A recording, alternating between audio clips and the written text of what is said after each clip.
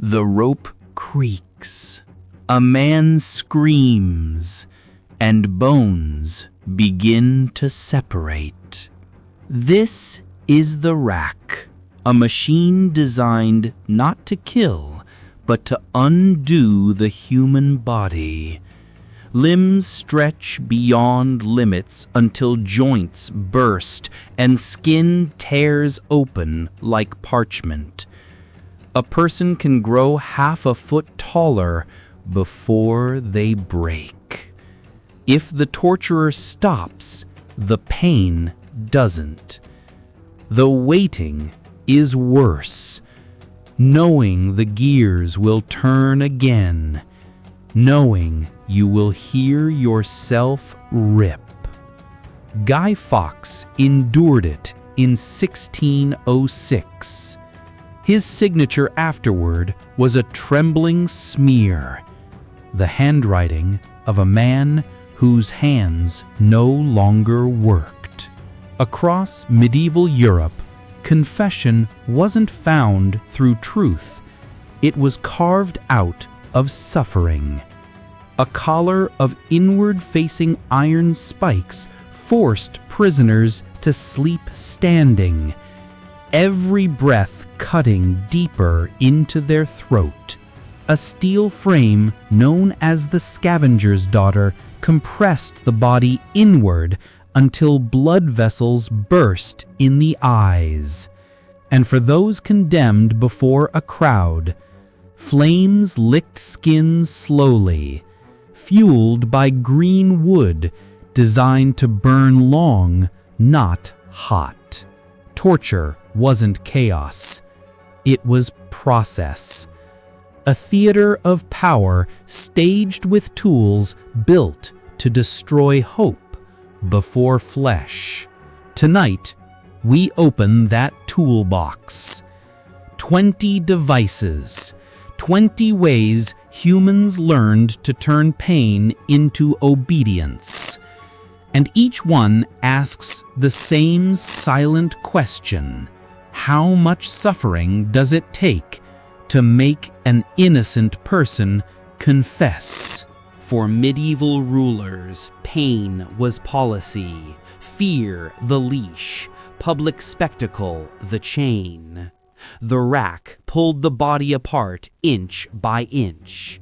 The collar of spikes forced the victim to torture themselves simply by existing.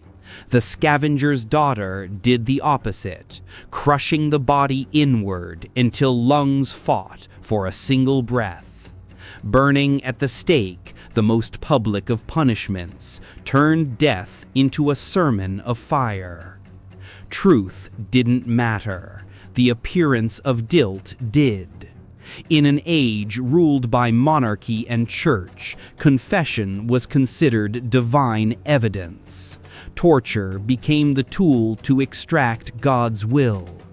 If a suspect denied wrongdoing, that denial itself was seen as proof. Each device was a lesson. You don't have to be guilty to suffer. You only have to be accused. Victims didn't break because they were weak. They broke because no one survives a system designed to erase humanity one scream at a time. If you believe history's darkest secrets should be remembered, subscribe to the Crimson Archive. The next device didn't stretch or burn. It crushed. Pressing, pen fort dur, laid a victim flat beneath a board as stones piled on top. Ribs cracked, breath thinned. The weight continued until will collapsed. Giles Corey, accused in the Salem witch trials, refused to plead. His final words were not a confession, but a demand. More weight. Others were not granted such defiance. Crocodile shears were heated until glowing, then clamped around the most sensitive parts of the human body. Flesh didn't tear, it hissed. A traitor could lose fingers, toes, or worse before death arrived. These weren't tools. They were cauterized warnings.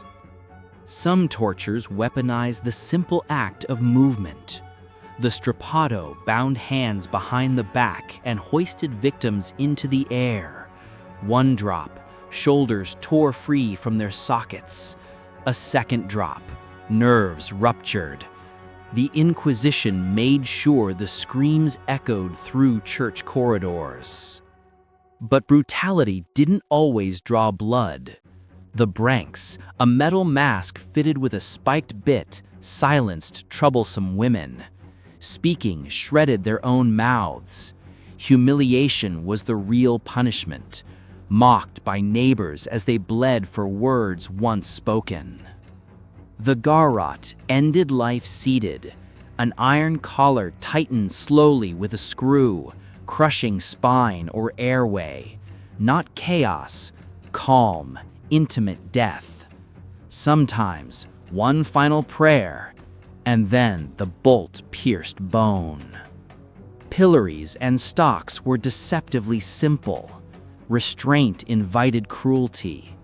Passers-by became executioners, stones cracking teeth, boiling liquid scalding skin, animals gnawing at helpless flesh. Survival relied not on justice, but on the mercy of a crowd that came to be entertained.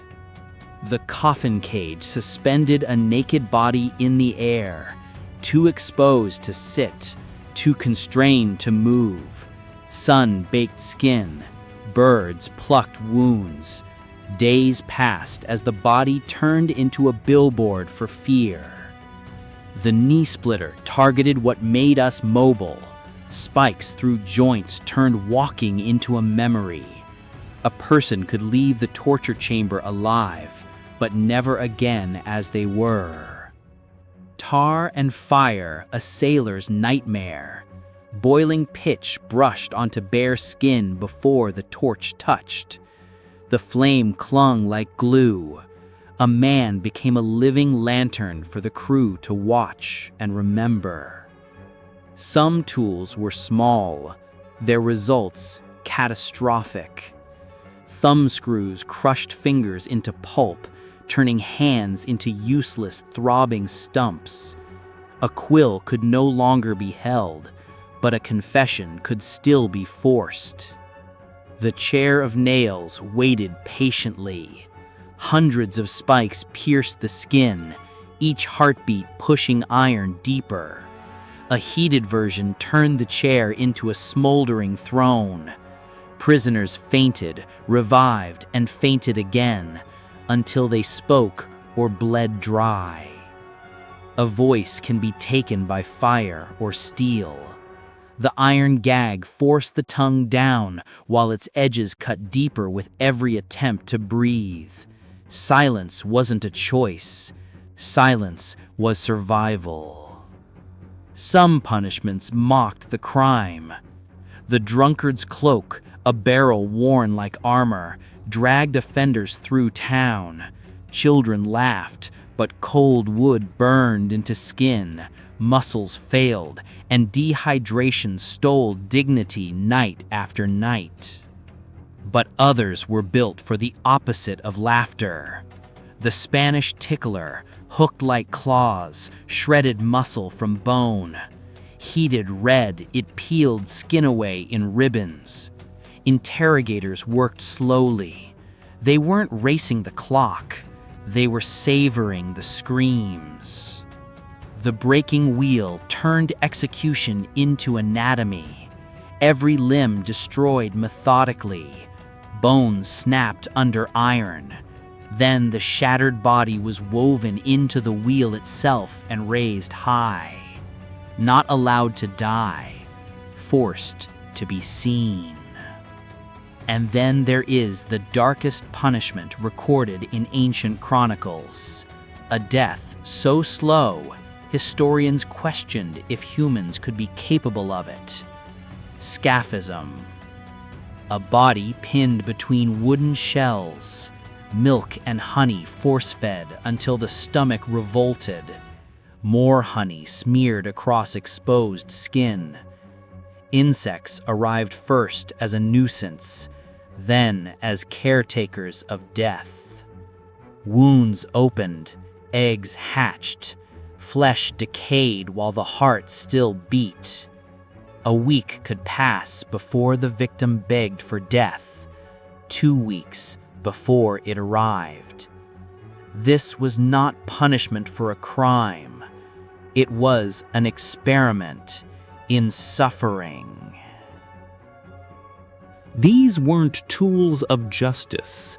They were instruments of control, forged by fear, wielded by authority, perfected by imagination. Medieval rulers didn't ask what punishment fit the crime. They asked, what will keep others silent? Today, the devices rest behind museum glass, but their lesson remains sharp. Pain does not reveal truth. It only creates victims willing to say anything to make the pain stop. The question history leaves behind is chilling. When power demands obedience, how far will it go to break a human being? Subscribe to the Crimson Archive and join us as we uncover the next forgotten atrocity the world tried to bury.